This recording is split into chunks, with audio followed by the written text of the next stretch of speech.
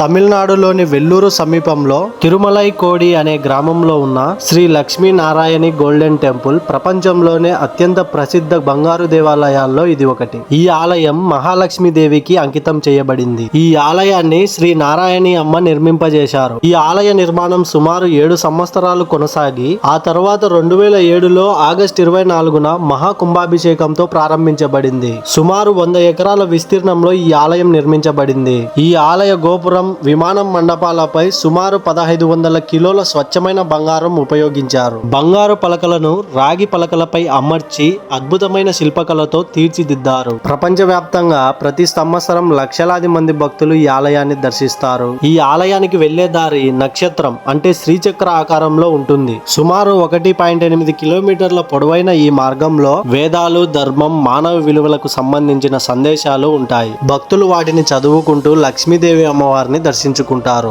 అలాగే మీలో ఎవరైనా ఈ ఆలయానికి వెళ్ళిన వారు ఉంటే ఎలా ఉంటుందో కామెంట్ చేయండి. అలాగే ఇలాంటి మరిన్ని అద్భుతమైన చరిత్రల కోసం మన ఛానల్ని లైక్ చేసి, షేర్ చేసి, కామెంట్ చేసి సబ్స్క్రైబ్ చేసుకోండి.